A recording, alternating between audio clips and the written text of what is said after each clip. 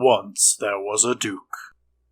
Hey, welcome back, guys. Today we're going to be talking about the second chapter of Tama's story.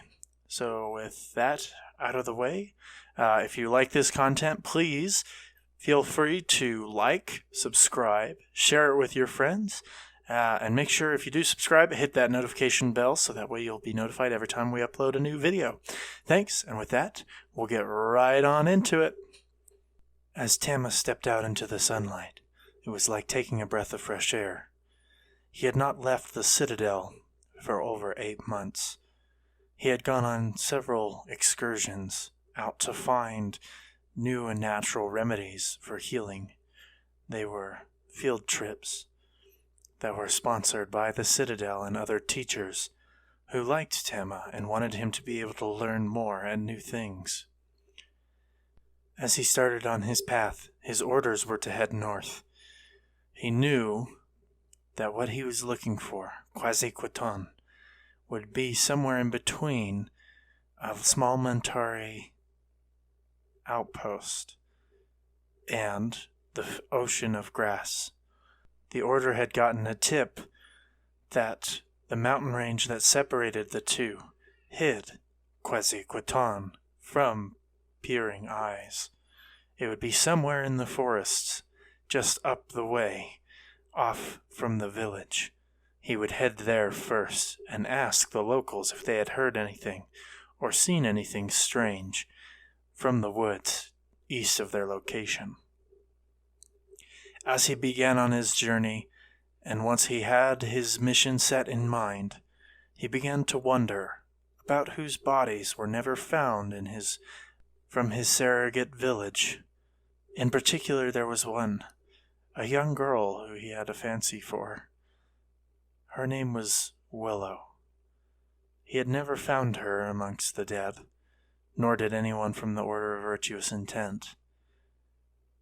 Could she still be alive? This thought quickly faded from Tama's mind, as he knew that it was unlikely that anyone was still alive.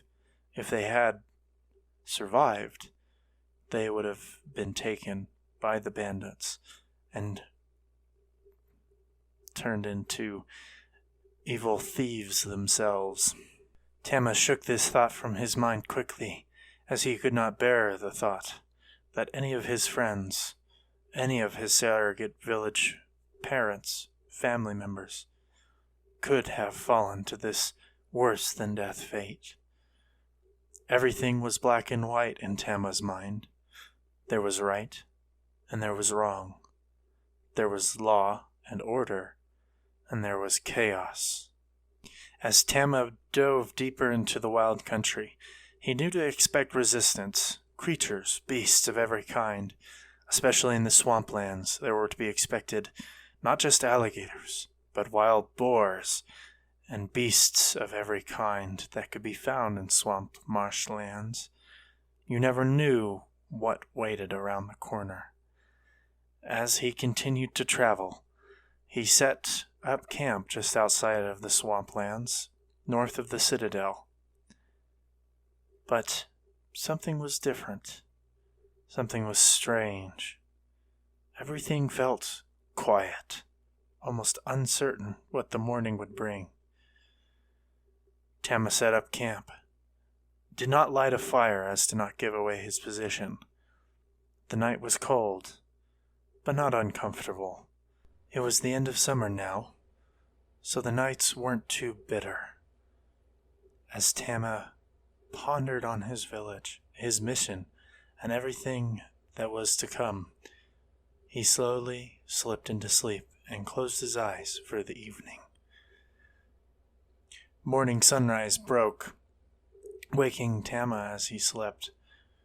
He knew it was time to move forward. Today would be far more treacherous than the night before, for today he would head into the swamps. Everything was as quiet as it was the night before. Confused by this, Tama recalled stories of these swamps, had read many tales and adventures that happened here. There were beasts and creatures, and critters that were kind. There should have been more commotion, more noise, and yet something seemed so quiet. As he started on his way into these swamps, he could hear the birds chirping.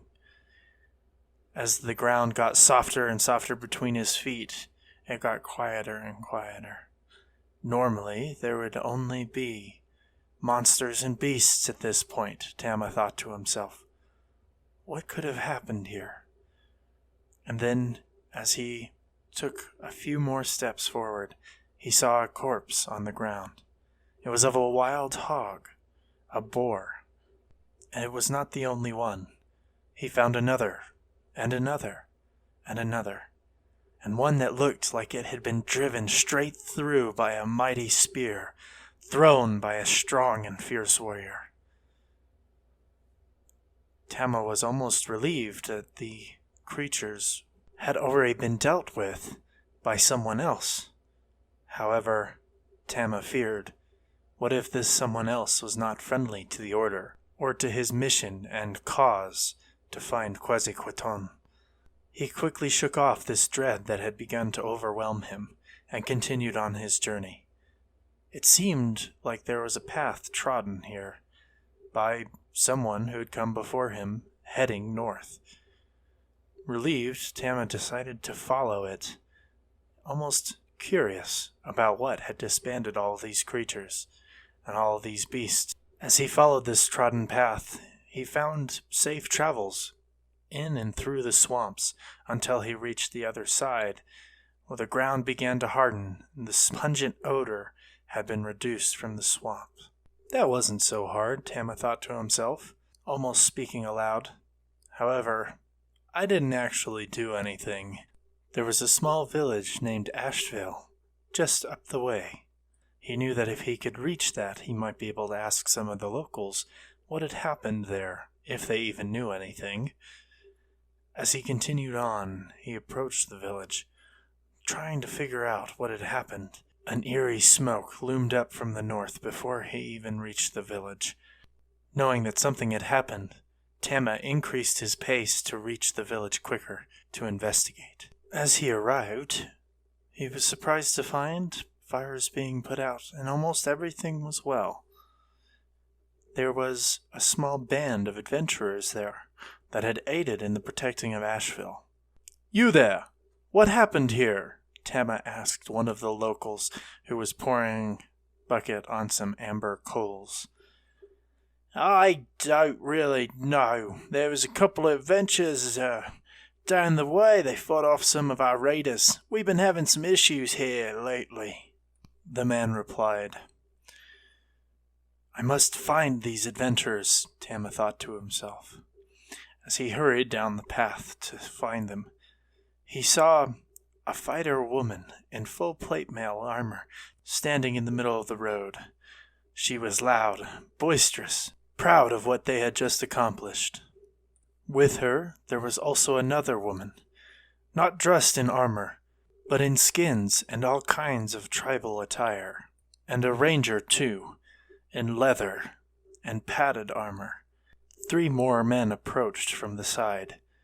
An elf who looked like a rogue, perhaps trained by the order. Many of his garments looked similar and had symbols that bore the Order of the Spider, a sub-branch of the Order of Virtuous Intent. Another man, human, with just a simple pair of pants and a shirt. Nothing stood out special about this man. And then lastly, another human, smaller than the other, wearing a robe, not made out of furs, but of fine silks.